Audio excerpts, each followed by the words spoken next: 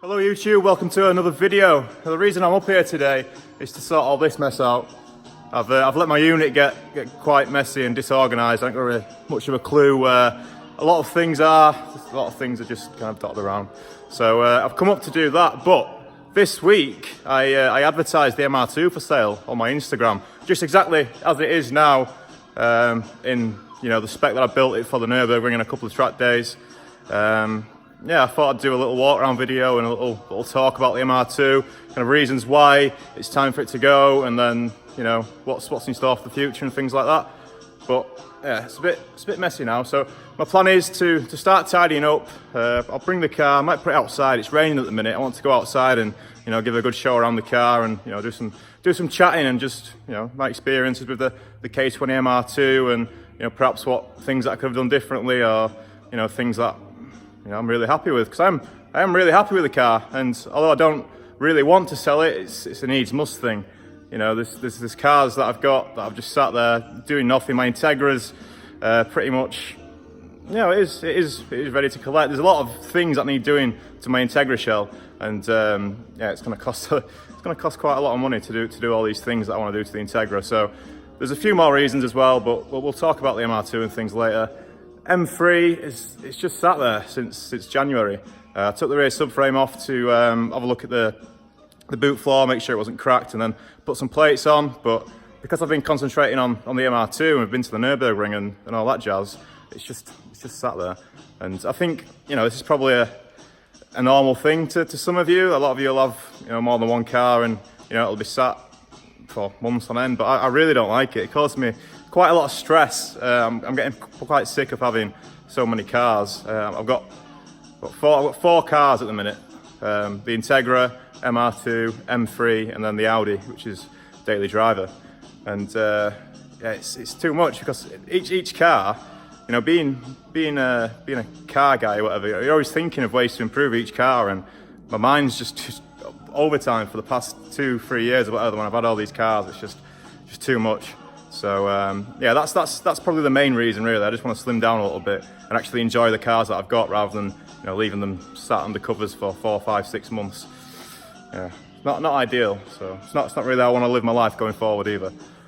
But for now, let me have a look at this mess, and then I'll get the MR2. We'll either go outside or we'll just go in the middle bit where you can see a bit better, and we'll chat K20 MR2s. So I'll speak to you shortly. If you're doing a tidy up like I am, and you've got boxes from these chaps, check inside. I have some Haribos and that. 3 Haribos, nice one. Cheers. Oops, sorry, Dan. Alright, look at that. Look how tidy everything is. Does it look tidy? I don't know. When I look back in the camera, it still looks like a bit of a mess, but it's a lot tidier than what it was. And I know what everything is, roughly. Oh, well, this is a shame, isn't it?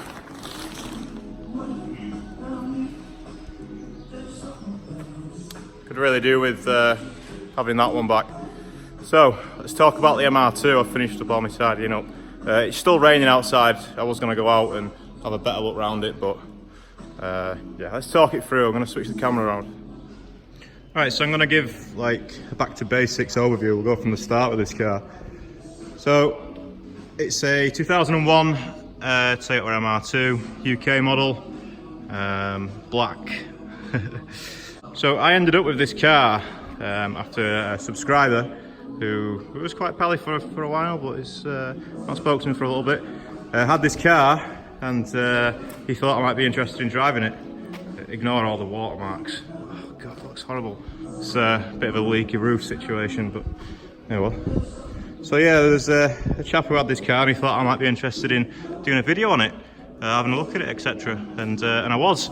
It just so happened that this guy worked at BMW and was able to get my M3 in for a recall at the same time. So we switched cars for about a week or so, and I had the MR2, and I made a couple of videos on it. You might have seen it. I think this was towards the back end of 2017. Yeah, I really like the car, and I thought, hey, there's something special here. I've not really seen anything about these cars before. I'd never really been that interested in MR2s, and if I was, it was always going to be the Mark II, the SW20, that I thought, if I'm going to own any MR2, it'll probably be that one. I didn't really have a lot of time or knowledge for these. I always thought they were just 140 brake, slow, I'm sure they're good fun, but they're a bit in an MX-5, aren't they? They're kind of in the MX-5 category of, you know, you have fun while driving, it doesn't really matter how fast you're going, which, you know, is plenty alright for some people. And I had good fun driving the NC MX-5, which is totally stock on track at Anglesey. So, you know, I kind of get that, but I also know there's quite a lot of people get these and put the 2ZZ engine in it from the Celica, or Celica. And yeah, they go really well with that as well, because those engines are about 190 horsepower, give or take. And yeah, the car doesn't weigh a ton maybe, max, about 1,000 kilos. So, you know, it's not a heavy car, and 190 horsepower, yeah, sure. I bet it goes really well. I've not driven a 2ZZ one, but I'm told, and I've seen videos, obviously Took Time, and there's plenty of other people who've got 2ZZ conversions. I'm told the 2ZZs are really good. I would like to drive one, yeah. And I know a couple of people have offered in the past, but if we're ever on a track day together, you see me at a track day and you've got a 2ZZ MR2, then come up to me, because I definitely want to drive it. But yeah, the K20 then is just like another step up. The 2ZZ's good, and I know a lot of people will you know, always argue that 2ZZ's all you need, or maybe another Toyota engine like the 3.5 V6 that some people put in them. But honestly, I can't see how anyone would disagree that the K20 or the K series engine family is not the best 4-cylinder engine about at the minute, especially for conversions. And you know, even in the original cars, you know, they're really good. But as you've probably seen all over the internet, you can pretty much put a K20 in anything. And you know, I've got a friend in Barcelona at the minute who's just put a K20 turbo into an E36, and you know, you've got a lot of engine choices with BMW. So you know, why'd you go K20? Well, you know, solid engine, mate, and it's the tuning potential of them as well. So this is a K20 A2 from a EP3 Civic Type R. So from stock, these engines make about 200 PS, so I think it's 197 brake horsepower at the flywheel. This one is stock apart from the exhaust and the inlet, so a couple of breathing mods, and then it's been tuned by TDI North, who are well respected, I'd say, as far as the tuning goes. I know a lot of people argue about the dyno figures and the dyno numbers, but as far as the car goes and the tune goes, the car pulls really strong. It's really nice. The power delivery, the power comes in at 4,500 RPM, and the red line is, or the rev limit, sorry, is 8,650. So yeah, it's quite a screamer. And yeah, the tune's fine. You know, I've not had any issues with the engine, with any of the sensors or any overheating or anything like that. It's been really good. Peak power was 230 on the day at TDI. It definitely feels like it's got some power. It doesn't feel quite as fast as my Integra did in a straight line, but I might be looking back on that with rose tinted spectacles slightly. But I'm pretty sure my Integra was faster than this in a straight line. And looking at some of my top speeds at the end of some of the straights at the Nürburgring and at Cadwell Park, it would suggest that they're about the same. But I don't know, kind of feels like the Integra had more, but the Integra would have been lighter and it did have more power because it had a slightly better K20. It had the K20A from the DC5. So yeah, it would make sense for the Integra to be a little bit faster, and I think that's what I can feel. So when I got the car, it was a K28 with a bit of a track toy. It's quite soft in a lot of places. The interior, it had another bucket seat on it, which wasn't a Recaro, so obviously that had to change. I really like Recaro seats, mostly because I fit in them. I'm quite long, and yeah, just getting into small cars like this, it has took a bit of work. So this seat rail, it's a Rogue Motorsport or Rogue Engineering. They're a MR2 specialist in the UK, and that's where the seat rail comes from. But in order to get it far back enough for my legs, I have to get a bit groovy. Can you see on that? So I've had to kind of take a notch off of the rail at the back and then slide it as far back as I could. It's right onto the roll cage, and this is just to give me enough room. I'm 6'2", and I had to remove the door card as well, just for a bit more of elbow room. So yeah, it took quite a lot of work to get sat in the car, and if you follow the channel for the past couple of months, you'll have seen quite a lot of that, just making sure that I'm in there and comfortable. One thing about this car, again, if you've seen the videos, it's quite lively on track as you try and drive it on the limit. A lot of that's my own inexperience of driving a car like this, and you know, I've been using this car to try and learn and try and better those skills. But one thing that you definitely need to be if you're going to be trying to drive a car like this is comfortable. and you know, just making sure that if the car does get hairy, you can, you know, rotate the wheel effectively and do all you can to try and save it. But yeah, I got to the point where just before going to the Nürburgring, I was truly happy with where I was sat, and it's still not perfect. You know, I could do with being having a bit more room, like kind of like what the M3 gives me, but you know, that's a much larger car, and Toyotas are really small. If you've seen one or if you've sat in one, you'll know, especially the stock ones with the stock seat and the stock steering wheel and etc. When I've driven a stock one, and I really didn't like it. It felt like a really small car, whereas with the modifications that I've made with the seat and the rail, getting it as far back as I can and taking the door card out, it does feel quite, not large inside, but I've definitely got enough room to do everything that I need to do. Also got the hybrid racing shifter, which was from my Integra. So as this car has a Honda engine, it also has a Honda gearbox, and the gearbox that this car came with was okay. It had a factory EP3 gearbox with a a helical M factory differential, and it did okay. It wasn't too bad, but I wanted to change that to a plated diff. So the gearbox that's in it now is it's an EP3 gearbox, but with a 5.8 final drive, whereas the stock's 4.7, and it's got a M factory 1.5 way plated LSD clutch type. So yeah, the diff's great. It's really noisy on the road, as you'd expect. It's always clunking, and you know, you're pulling out of junctions and it sounds like something's going to fall off, but on track the diff is, well, really good. Made a massive difference to the rear end and traction, and you know, just took the car kind of a step on. I was really happy with it. Now, another thing that I spent quite a lot of time on with this car was getting the wheels right. The front wheels are ATEC final speed 15x7J ET43, and the stock offset's 45, so obviously for ET43 they're only sticking out another 2mm, but they are slightly wider than the stock front wheels as well, and they've got a 205 5015 Nankan AR1 on the front. On the rear, again, this took slightly longer to find. I kind of dropped on with these ones because Josh had them, and you know, the fitment was great for an MRS, but trying to get some rear wheels, that was a task. Ended up getting these Volk Raise T37, and yeah, I wanted something nice that was going to be the right fitment and would work. So these are 16x8 ET42. The offset, trying to get something in that offset was really difficult, especially 8J16s. So yeah, I found these, or should I say Mike found these and sent me them. So thanks for that. I ended up getting a set of 4. Unfortunately, one of them was cracked. I didn't find out until I got to South Wales to pick them up, which was pretty annoying. But yeah, I was really happy to get the TEs on the rear and, you know, have the 225 tyre on the back with a properly sized rim. Because I did run 225s previously on the previous Volk wheels that it was on, but that was on a 7J rim, and yeah, it's not ideal. Having the wider rim, the wider tyre, etc. Yeah, it felt a lot better as soon as I put the Nankangs on. And you know, it's still a bit slidey, and it's still a bit loose, but I think that's more to do with the nature of the car.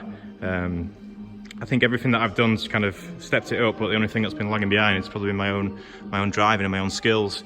And it really does punish you, this car, if you get the line wrong or if you try and correct your line mid-corner. I think that's a lot of where my kind of oversteer and mistakes come from. It's just experience and knowing the track, especially at Anglesey. See, I was approaching some of the corners and I was learning the lines throughout the day and getting better and better, but if I was going into a corner on the wrong line and then trying to get back on the right line, that's when I was having traction issues, and that's when it was getting a bit hairy. But as far as the personal development car goes, it's been really good for that, and I would like to keep it. I mean, chances are I won't sell it, but I thought I'd advertise it anyway, just see if anyone wants to buy it in the spec that I've had it. The only problem with that is it's got so many nice bits on it that I've had to ask, you know, quite a strong price, let's say, for an MR2. If you just look at the car as a Mark III MR2, I mean, there's going to be a very small amount of people in the UK that want to buy, or in Europe, because it can go to Europe, but you know, there's going to be a really small amount of people who want to buy a Mark III MR2, and then even smaller want to buy one with a K20 engine in the back of it, and then perhaps even smaller than that is one that wants to buy it in the exact spec that I had it, where it's, you know, got the seat rail ready for a 6'2" bloke, and you know, it's got some wheels on it that are worth more than my daily driver. So I think what I'll probably have to do is I'll probably keep it as it is for now. You know, if someone wants to buy it as it is, that's great, but we'll probably have to change it a bit for sale. You know, put some normal seats in it and some normal wheels, and probably take the gearbox off and put the old gearbox back on it or something like that, just to try and get the price down a bit. It's just time. It's just time, you know, that I'm gonna have to spend on it, making it more saleable. When in reality, you know, I've got this, which is not moved for 4 months or whatever, and I've got my Integra, which is ready for collection. The Integra, we need to get it back. We've got some jobs to do before it goes off for a roll cage next month. I've kind of put my eggs in a few different baskets, and everything's kind of all over the shop a bit. But I'm really happy with the MR2, and I'm really happy that I didn't get rid of it earlier. I wanted to do the Nürburgring in it, and there's a few kind of bucket list stuff I guess I was doing. The Nürburgring and, you know, Anglesey and Cadwell. There was just some things that I wanted to do in the car just to make sure that I got my worth out of it. And you know, when I got the car, I didn't actually intend to purchase it. I was trying to sell my E36. So Seb had this still, and he wanted the E36, and yeah, we came to a deal, and you know, I ended up putting some cash forwards on top of the E36 just to get this. And you know, I've gone from trying to clear out my stable a little bit to being more financially, you know, not stuck, but certainly got myself into a hole, and then, you know, spent several thousand on it since. But it's been good fun. I've really enjoyed it, and you know, I've done stuff that a lot of people would like to do, and you know, I'm really happy that I did it. Especially the ring trip. The ring trip was the main one, because I kind of decided in, I can't remember if it's January or February or something, sometime earlier this year, I had to decide, you know, which car I'm going to take on this Nürburgring trip. And the M3, I really wanted to take the M3, but I was like, oh, maybe I should give this Toyota a chance. And you know, it wasn't anything like it is now. I've spent a lot of money on, you know, the brakes, tyres, suspension, wheels, you know, fucked about endlessly with the interior, different track days and testing days and stuff like that, just to make sure it was right. And then we got to the Nürburgring, everything was all good, and it was, you know, lapping around 8 minutes, which is really, really good.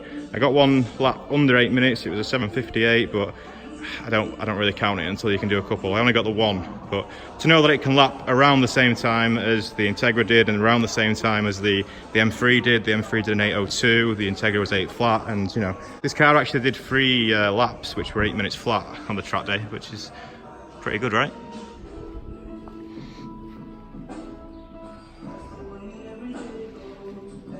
Okay, that was quite a long little video. That wasn't it? I looked at the timer afterwards, it was like 13 minutes, so not sure what that'll crop down to, but there's the MR2. Yeah, life goes on. Maybe we'll sell it. To be honest, I don't know if anyone wants to buy it kind of as it is now. It's probably a bit too much. I thought it'd be nice to offer it, certainly, at least, and it saves me time to try and like dick about making it more affordable, or perhaps not more affordable, but no one really wants to spend 9 grand on an MR2, do they? So, I mean, I wouldn't. So, it's a good car and everything, but you know, there's a lot of money in bits, which I probably have to slim down a little bit before it goes. So, don't hold your breath, because it's probably not going to go anywhere anytime soon. I guess if I've still got it over summer. So the thing is, I know that if I've still got it, then I'll be wanting to use it. I'll be wanting to take it on track days and things, which just takes away money that I should be spending on the M3 and the Integra. I mean, I'm not a millionaire. I do this YouTube thing as a hobby, and I've always had things going on with cars. I've always, you know, put everything, or most of what, you know, I earn into cars, and it's kind of hard to keep up with it. It's a lot of stress and a lot of thinking. And I don't really like thinking that much. Especially when I'm, you know, if I'm elsewhere than being up here, and I'm thinking about the cars and I'm thinking about what to do, and I'm knowing that's just sat there. It's not a nice feeling. So I need to get everything organised, all the car things together. We need to get the Integra built, which is, you know, building a car from a shell is going to be a massive task, as it is, just for me at least. You know, I've got this place which is really good, and you know, I can come up here in the evening, I can come up here on a weekend, but it's going to be a lot of hours to rebuild that car, and you know, what's going to happen with these two? Yeah, they've got 4 cars, mate. So, you know, obviously one of them's a daily driver, but certainly one of the cars needs to go. So, the Integra, I've spent fucking a lot of money on the Integra, just booking it in places and getting the metal work done. It's going to be like 2.5 grand just on metal work, but it is getting a roll cage as well, so that's something nice. But you know, it's a lot of money. I need to find it somewhere, so we'll see what happens. And yeah, nice little Saturday vlog. Hope you enjoyed the drifting vlog as well. I'm not going to get another drift car, I've got far too much going on, but thanks to John for letting me have a go. If anyone else wants to let me have a go in their drift car, you just have to drop me a message, send me a DM or something like that. I'll be more than happy to put your car on YouTube if it means I can drive it. So another thing, if I've got less cars, I'll be able to do more videos because I'll have more free time and I'll be able to do stuff more, maybe. I don't know. I'm trying to find a way out of this little stress situation. I think the cars are a lot to do with it. So there's my reasons. I also kind of want to go racing, but that's fucking... I've got so much stuff that I need to do first before racing, but I want to do some racing as well at some point. But that's fucking too much going on. So that's enough from today. Enough waffling. Yeah. Goodbye. Have a nice day, and I'll see you in the next video.